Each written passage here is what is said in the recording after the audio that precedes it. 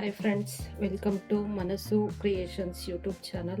ಇವತ್ತೇನು ಮಾಡೋಣ ಅಂತಂದರೆ ಎಣ್ಣೆಕಾಯಿ ಬದನೆಕಾಯಿ ಸ್ಟಫಿಂಗ್ ಮಾಡಿ ಇದನ್ನು ಹೇಗೆ ಮಾಡೋದು ಅಂತ ಹೇಳ್ಕೊಡ್ತೀನಿ. ಎಣ್ಣೆಕಾಯಿ ಅಂತಾರೆ ಇದಕ್ಕೆ. ಸೊ ಈ ಥರ ಫ್ರೆಶ್ ಆಗಿರೋವಂಥ ಬದನೆಕಾಯಿ ತೊಗೊಂಡು ಕ್ಲೀನಾಗಿ ವಾಶ್ ಮಾಡಿ ಇಟ್ಕೊಂಡಿದ್ದೀನಿ. ನೀರಲ್ಲಿ ಸ್ವಲ್ಪ ಉಪ್ಪು ಹಾಕಿ ನೆನೆಸಿ ಇಟ್ಕೊಳ್ಳಿ. ನೆಕ್ಸ್ಟ್ ಇದಕ್ಕೆ ಗ್ರೈಂಡ್ ಮಾಡೋಕ್ಕೆ ಮಸಾಲೆ ರೆಡಿ ಮಾಡ್ಕೋಬೇಕು. ಸೊ ಇದಕ್ಕೆ ಗ್ರೈಂಡ್ ಮಾಡ್ಕೊಳ್ಳೋಕೆ ಏನೇನು ಹಾಕಬೇಕು ಅಂತ ಹೇಳ್ತೀನಿ. ಒಂದು ಈರುಳ್ಳಿ, ಒಂದು ಸ್ವಲ್ಪ ದಪ್ಪ ಇದ್ದು ಒಂದು ಈರುಳ್ಳಿ ಯೂಸ್ ಮಾಡಿ, ಸಣ್ಣಕ್ಕಿದ್ರೆ 2 ಯೂಸ್ ಮಾಡ್ಕೊಳ್ಳಿ. ಶುಂಠಿ ಮತ್ತು ಬೆಳ್ಳುಳ್ಳಿ, ಸ್ವಲ್ಪ ಚಕ್ಕೆ ಮತ್ತು ಲವಂಗ,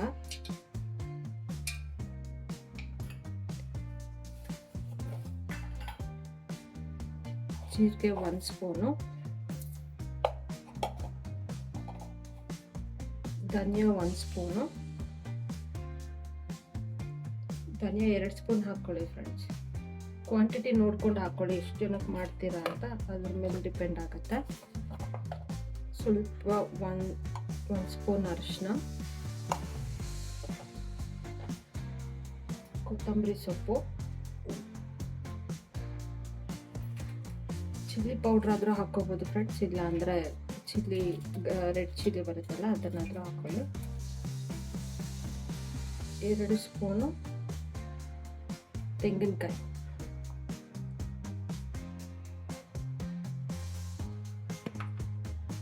ಫ್ರೆಂಡ್ಸ್ ಇದಕ್ಕೆ ಮೇನ್ ಇಂಗ್ರೀಡಿಯೆಂಟ್ಸ್ ಬಂದು ಎಣ್ಣೆಕಾಯಿ ಬದನೆಕಾಯಿಗೆ ಮೇನ್ ಇಂಗ್ರೀಡಿಯೆಂಟ್ಸು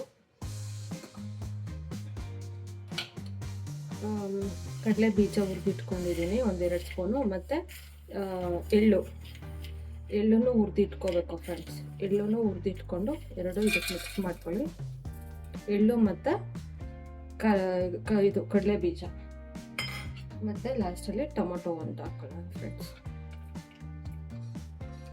ಇಷ್ಟು ಹಾಕ್ಕೊಂಡು ಇದಕ್ಕೆ ಜಾಸ್ತಿ ನೀರು ಹಾಕಬಾರ್ದು.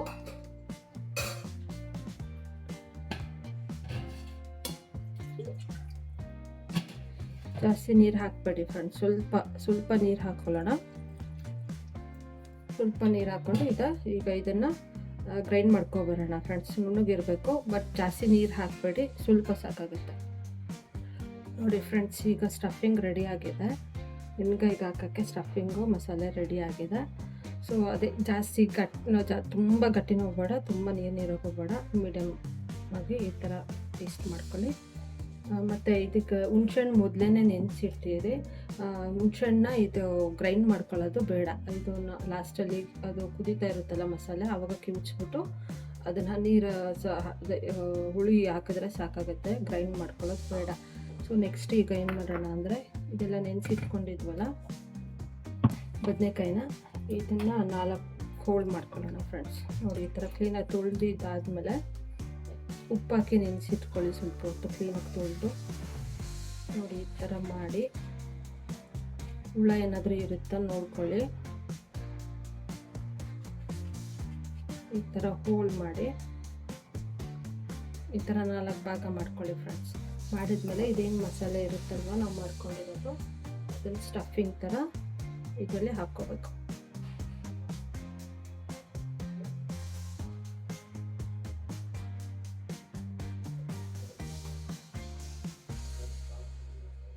ನೋಡಿ ಫ್ರೆಂಡ್ಸ್, ಈ ಥರ ಮಾಡ್ಕೊಳ್ಳಿ. ಗ್ರೇವಿ ಥರ ಮಾಡಿಕೊಂಡ್ರೆ ತುಂಬ ಚೆನ್ನಾಗಿರುತ್ತೆ. ಗೀ ರೈಸ್ ಮತ್ತು ಜೀರಾ ರೈಸ್ಗೆ, ರೊಟ್ಟಿ, ಚಪಾತಿ, ನೀರು ದೋಸೆ ಅದಕ್ಕೆಲ್ಲ ತುಂಬ ಚೆನ್ನಾಗಿರುತ್ತೆ ಫ್ರೆಂಡ್ಸ್. ಕುಷ್ಕ ಕೂಡ ಚೆನ್ನಾಗಿರುತ್ತೆ, ಇಲ್ಲ ಹಾಗೆ ಬೇಕಾದರೂ ರೈಸ್ಗೂ ತಿನ್ಬೋದು. ನೋಡಿ ಈ ಥರ ಸ್ಟಫಿಂಗ್ ಮಾಡಿ ರೆಡಿ ಮಾಡಿ ಇಟ್ಕೊಳ್ಳಿ.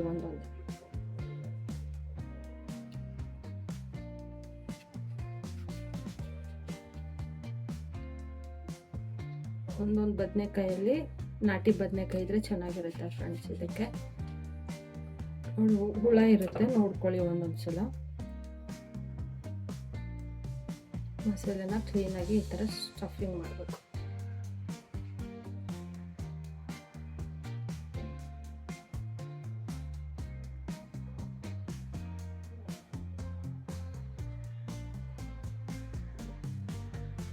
ಈ ಥರ ಮಾಡಿ ಒಂದೊಂದೇ ರೆಡಿ ಮಾಡಿ ಇಟ್ಕೊಳ್ಳಿ ಫ್ರೆಂಡ್ಸ್.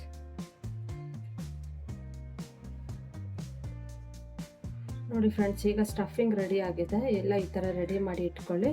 ಮತ್ತು ಬಾಣಲೆಯಲ್ಲಿ ಎಣ್ಣೆ ಕಾಯಕ್ಕೆ ಇಡಬೇಕು. ಮತ್ತು ಈರುಳ್ಳಿ ಒಗ್ಗರಣೆಗೆ ಈರುಳ್ಳಿ ಕಟ್ ಮಾಡಿ ಇಟ್ಕೊಳ್ಳಿ ಒಂದು, ಮತ್ತು ಕರಿಬೇವು, ಸಾಸಿವೆ. ನೋಡಿ ಫ್ರೆಂಡ್ಸ್, ಎಣ್ಣೆ ಕಾಯಕ್ಕೆ ಇಟ್ಟಿದ್ದೆ, ಕಾದಿದೆ. ಇದಕ್ಕೆ ಸಾಸಿವೆ ಹಾಕೊಳ್ಳೋಣ. ಸಾಸಿವೆ ಹಾಕ್ಕೊಂಡು ಎಣ್ಣೆ ಸ್ವಲ್ಪ ಜಾಸ್ತಿನೇ ಹಾಕಿ ಫ್ರೆಂಡ್ಸ್. ಎಣ್ಣೆಲ್ಲೇ ಫ್ರೈ ಮಾಡಬೇಕು ಬದನೆಕಾಯಿನ.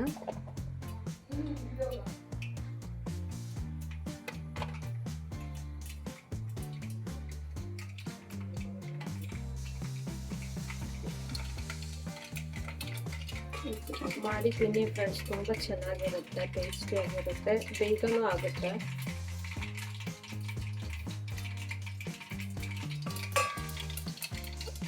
ಸಾಸಿವೆ ಆದಮೇಲೆ ಕರಿಬೇವು ಸೊಪ್ಪು ಹಾಕೋಣ.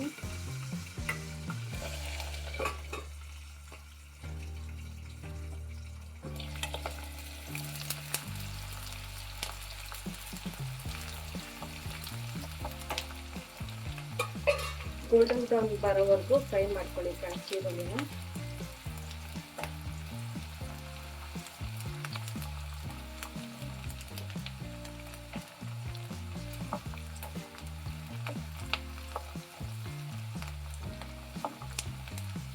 ಈರುಳ್ಳಿ ಚೆನ್ನಾಗಿ ಫ್ರೈ ಮಾಡ್ಕೊಳ್ಳಿ. ಫುಲ್ ಬೇಡ, ಒಂದು ಅರ್ಧ ಆ ಥರ ಫ್ರೈ ಮಾಡ್ಕೊಳ್ಳಿ ಸಾಕಾಗುತ್ತೆ. ಮತ್ತು ಈಗ ಏನು ಸ್ಟಫಿಂಗ್ ಮಾಡ್ಕೊಂಡಿದ್ವಲ್ಲ ಬದನೆಕಾಯಿನ ಒಂದೊಂದು ಎಣ್ಣೆಗೆ ಹಾಕೋಣ.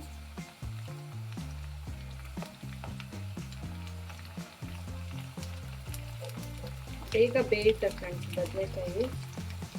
ಹಾಗಾಗಿ ನೀರೇನೋ ಹಾಕಬಾರ್ದು, ಎಣ್ಣೆಲ್ಲ ಫ್ರೈ ಮಾಡಬೇಕು ಇದನ್ನು.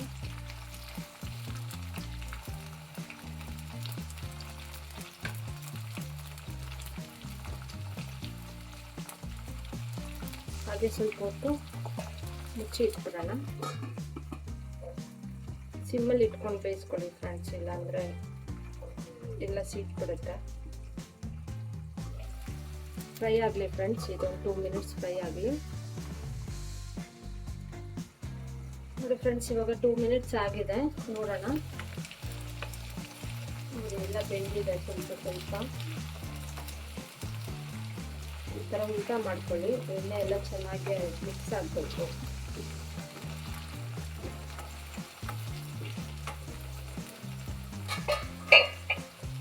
ಈಗ ಮಸಾಲೆಗೆ ಬೇಕಾದರೆ ಉಪ್ಪು ಹಾಕ್ಕೊಂಡು ಗ್ರೈಂಡ್ ಮಾಡ್ಕೋಬೋದು. ನಾನು ಮಸಾಲೆಗೆ ಹಾಕ್ಕೊಳ್ಳಲ್ಲ. ಸೊ ನೋಡಿ, ಈ ಥರ ಬೇಯ್ತಾ ಇರುತ್ತಲ್ಲ, ಆ ಟೈಮಲ್ಲಿ ಸ್ವಲ್ಪ ಉಪ್ಪು ಹಾಕೊಳ್ಳೋಣ. ಕಾಯಿಗೆಲ್ಲ ಚೆನ್ನಾಗಿ ಇಡಬೇಕು, ಸೊ ಹಾಗಾಗಿ ಉಪ್ಪು ಹಾಕೊಳ್ಳೋಣ. ಮತ್ತು ಸ್ವಲ್ಪ red chilli powder, Kashmiri red chilli powder use ಮಾಡಿ ಫ್ರೆಂಡ್ಸ್, ಕಲರ್ ಚೆನ್ನಾಗಿ ಬರುತ್ತೆ ಗ್ರೇವಿಗೆ.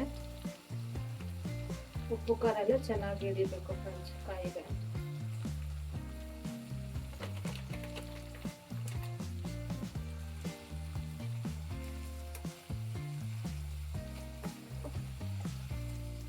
ನೋಡಿ, ಎಣ್ಣೆಯಲ್ಲಿ ಈ ಥರ ಫ್ರೈ ಮಾಡ್ಕೋಬೇಕು.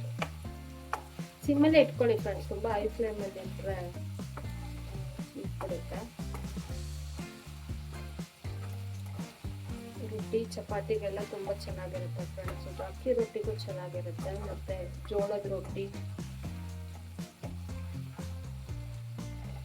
ಈ ಥರ ಒಂದ್ಸಲ ಮಿಕ್ಸ್ ಮಾಡಿ ಚೆನ್ನಾಗಿ. ಉಪ್ಪು ಖಾರ ಎಲ್ಲ ಕಾಯಿಗೆ ಚೆನ್ನಾಗಿ ಹಿಡಿಬೇಕು.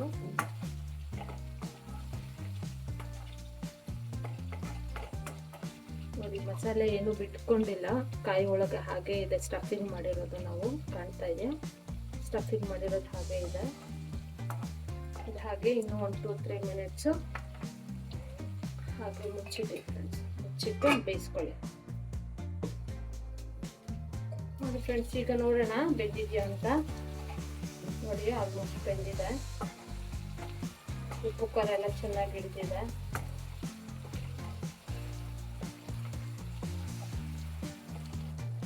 ನೋಡಿ ಫ್ರೆಂಡ್ಸ್, ಬೆಂದಿದೆ. ಈಗ ಸೊ ಇದಕ್ಕೆ ಖಾರ ರುಬ್ಬಿಟ್ಕೊಂಡಿದ್ವಲ್ಲ ಅದು ಮಸಾಲೆನ ಹಾಕೊಳ್ಳೋಣ. ಜಾಸ್ತಿ ನೀರು ಹಾಕಬಾರ್ದು, ಗ್ರೇವಿ ಟೈಪಲ್ಲಿ ಇರಬೇಕು.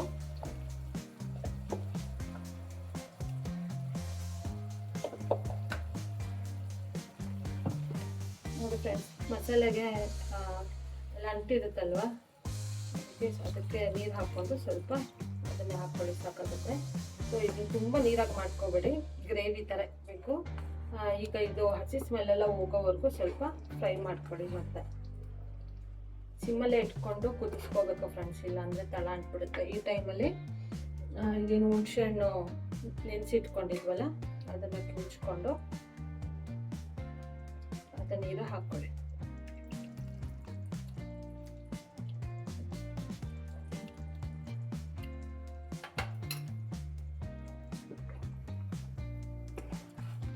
ಉಪ್ಪನ್ನೆಲ್ಲ ಮತ್ತೆ ಹಾಕೋದು ಬೇಡ, ಮೊದಲೇ ಹಾಕಿದ್ದೀವಿ.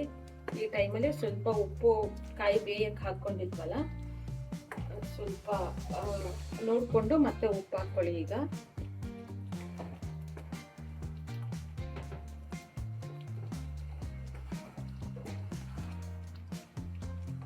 ಚೆನ್ನಾಗಿ ಎಣ್ಣೆ ಬಿಟ್ಕೋಬೇಕು ಫ್ರೆಂಡ್ಸ್, ಅಲ್ಲಿವರೆಗೂ ಕುದಿಸ್ಕೊಳ್ಳಿ.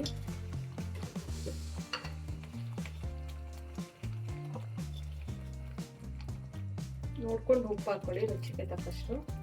ಮೊದಲೇ ಹಾಕಿರ್ತೀವಿ ಕಾಯಿ ಬೇಯಿಸೋಕ್ಕೆ, ಇವಾಗ ಸ್ವಲ್ಪ ಹಾಕ್ಕೊಳ್ಳಿ. ಮತ್ತೆ ಮಿಕ್ಸ್ ಮಾಡ್ಕೊಳ್ಳಿ ಚೆನ್ನಾಗಿ.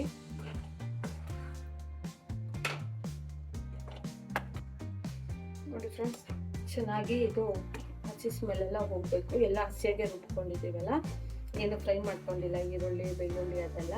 ಹಸಿ ಸ್ಮೆಲ್ ಹೋಗೋವರೆಗೂ ಮತ್ತೆ ಎಣ್ಣೆ ಬಿಟ್ಕೋಬೇಕು, ಅಲ್ಲಿವರೆಗೂ ಚೆನ್ನಾಗಿ ಕುದಿಸ್ಕೊಳ್ಳಿ. ಸಿಮ್ಮಲ್ಲಿಟ್ಟು ಕುದಿಸ್ಕೊಳ್ಳಿ ಫ್ರೆಂಡ್ಸ್. ಈಗ ಇದು ಮುಚ್ಚಿ ಇಡೋಣ.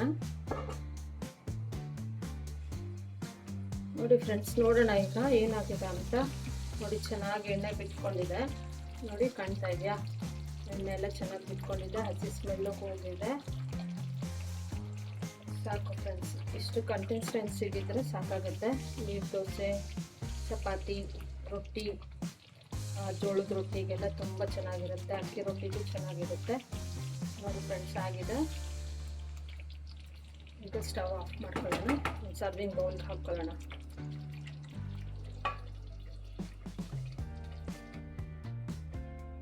ನೋಡಿ ಫ್ರೆಂಡ್ಸ್, ಹೇಗೆ ಬಂದಿದೆ ಅಂತ. ತುಂಬ ಚೆನ್ನಾಗಿ ಬಂದಿದೆ. ಒಂದ್ಸಲ ಮಾಡಿಕೊಂಡು ತಿನ್ಕೊಳ್ಳಿ, ಹೇಗಿದೆ ಅಂತ ಟೇಸ್ಟು.